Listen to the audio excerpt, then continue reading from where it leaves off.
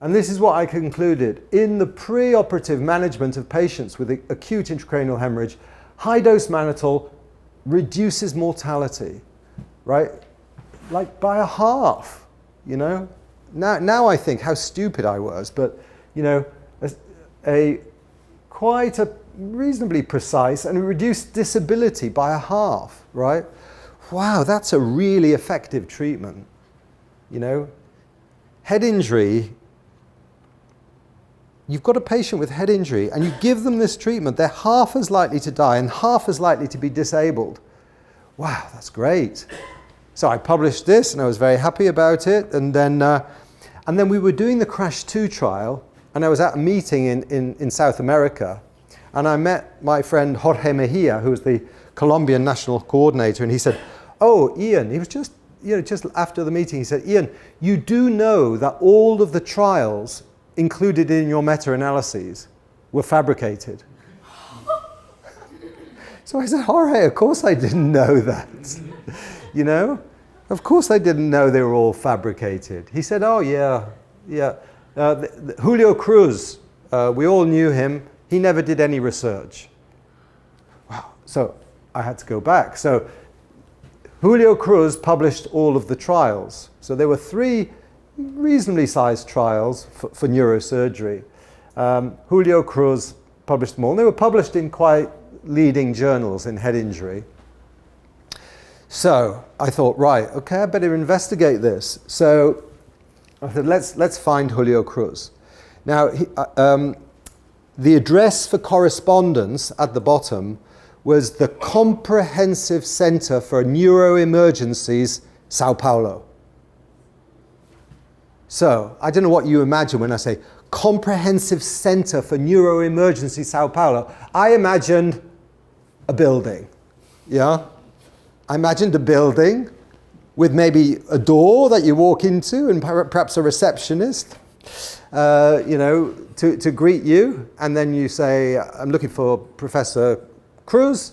And he said, "Oh, he's on the 10th floor," or something like that. That's what I expected.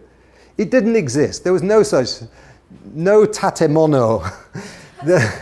There was nothing. There was no building at all, right? It was just a P.O. box. You know, these little things with the key and you open it and you get your mail. There was no building at all.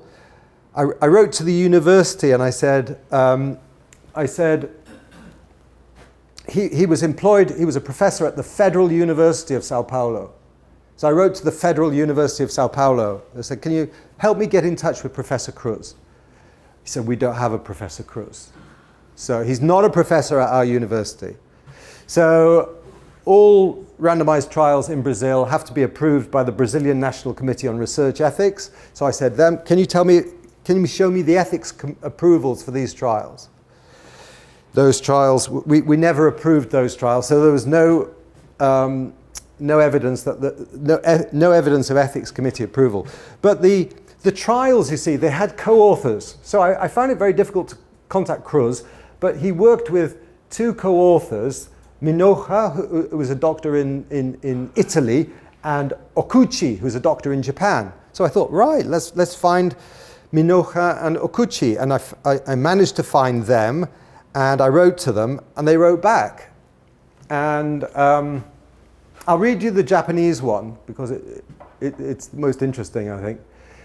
"Since I did not conduct any study related to the results of Dr. Cruz's high-dose mannitol trials in Japan, I've no data to present you." So it wasn't a multi-center. It wasn't like Brazil, Italy, Japan. "I did not know any part of the paper before he called me about acceptance in the journal." Wow, that's interesting. So there's this man somewhere sitting in Japan who gets a call from Dr. Cruz and he says, "Good news, you've published a paper." And and Mr. Okuchi says, "Great, what was it about?" You know.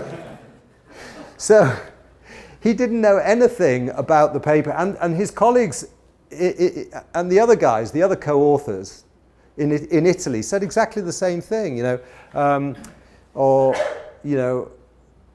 I basically helped him talk about the discussion, but I don't know anything about the data.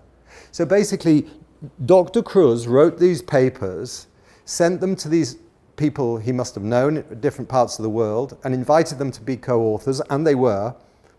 Or I don't know if he did invite them to be co-authors, he just put them as co-authors and then told them that they were co-authors. But they knew nothing about it.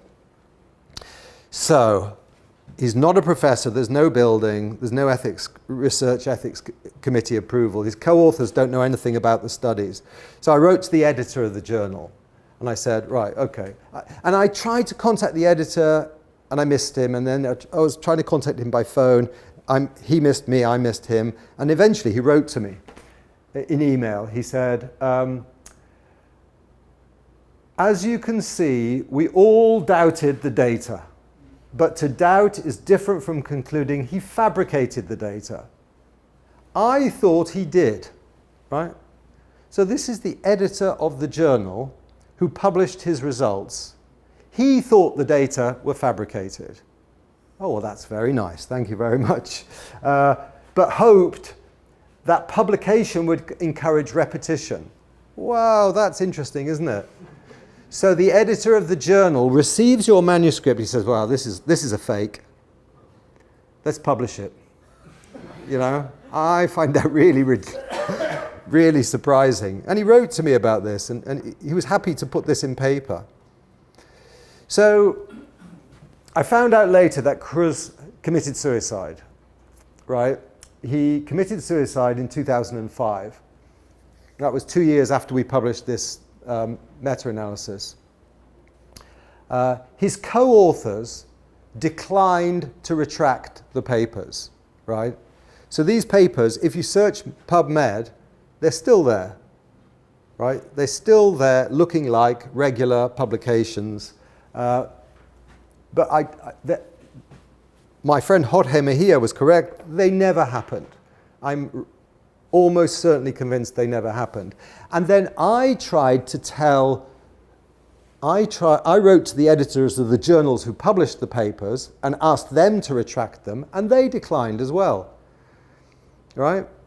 So there is this evidence in the literature that everybody, we know we can't trust, and nobody wants to pull it out. And they don't want to pull it out because it's a risk to them, They just think it's a risk.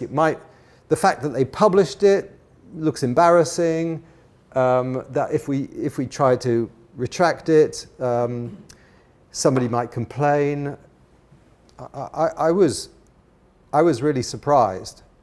So that was the first time that I'd published fraudulent studies. And then it happened again.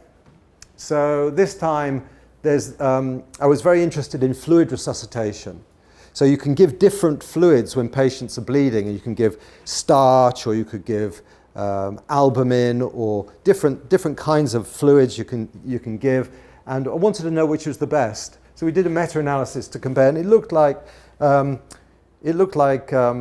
which is this? Starch is albumin, death. Starch was slightly better. So there was these 5 trials by this author Bolt, a German author called Bolt. And he did lots and lots of randomized trials. They always showed starch was slightly better.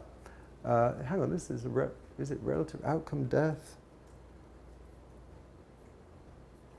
And this shows that starch is slightly worse, doesn't it? Anyway, but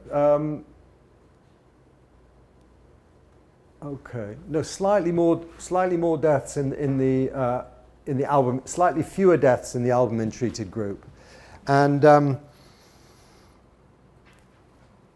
then it turned out that he'd been fabricating these trials. So what happened is the journal Anesthesia and Analgesia published a study by him. The editor gets peer review comments and says, these results are really incredible. I can't believe them. So the hospital makes an investigation and finds out that he's published 90 randomized trials that he didn't do. So 90 randomized trials. He didn't do any research. He didn't do randomized trials, but he sat in his office writing randomized trials, and he published them all. And they went through peer review and journals, you know, and everything was published, and they never happened. So when we discovered that 90 randomized trials by this guy were fraudulent, the British guidelines on resuscitation had to be changed because it depended on his results, you know. So patients were being treated according to his advice, the results of his trials, and then they didn't happen. And then you know, and then when we published, JAMA published a meta-analysis like the one we published in the Cochrane Library that excluded his trials, and it got a different result. It didn't look that this treatment was safe and effective at all. It looked like this treatment was potentially harmful. So this is twice now that, you know, so this Cochrane collaboration that I was really in love with, and I'm finding, wow, look, this is not good. You know, this is very bad. And then I got very suspicious about everything. And so I'd published, I was interested in tranexamic acid in postpartum hemorrhage. And we were planning a trial. Before we planned the trial, we reviewed the evidence from previous trials. And I thought, well, maybe some of these trials were fabricated too. Maybe I'm not being suspicious enough in the past. Let's go back and do it again. So we went back and did it again. And my colleague, Catherine Kerr, noticed something very interesting. This was one of the early trials in 2004 by a Chinese author, I think, called Guy. I think it was Chinese. And they made a mistake in the title of the publication. It's a prospective, randomized, case-controlled clinical trial, right? And that's a mistake. There are randomized controlled trials, and there are case-controlled studies, but there are not randomized case-controlled studies, right? That's a mistake. Could be, you know, it's an easy mistake to make. But the interesting thing was that she noticed that 7 subsequent trials from different authors in different parts of the world, India, Turkey, Iran, different parts of the world, they made the same mistake. The same mistake in the title of the paper. Oh, what's going on there? You know, that's strange. So we thought, that's a bit suspicious. So we put all of these papers, you know, we got all of these papers, we printed them out, we put them on the floor, and we were going around on our hands and knees, you know, looking at these papers. And they had all the same words. You know, all the words are the same. You know, this is about tranexamic acid in caesarean section. Caesarean section rates have increased. Lots and lots. There were a few words that were different, but most of the words were the same. And then these are the trials where they have the same words, and most of the results were all the same as well. So these trials, different authors in different places, they didn't happen. They just saw a trial, one of the early trials, and thought, oh, we can do that. We can copy that one. And so they copied them. So an author from Iran sees this paper from Guy and says, oh, we could have done that maybe in my hospital. So let's copy that, right? Send it for publication. It's published. Great. You know, very good. You know, a line on the CV, you know, contribution to science, great. Now that's like, in all of the trials, that's about a third of the trials. So like, you know, so it happened to me once, it happened to me again, then I was very skeptical, and then I find a third of the trials are probably fabricated.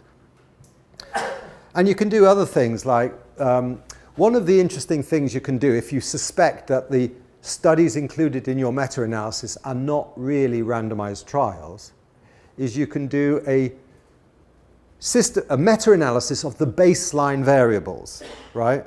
So you know how a randomized trial works. You you randomly allocate patients to one group or the other, and if you've really randomly allocated them, on average, the two groups will be the same apart from the treatment on baseline characteristics.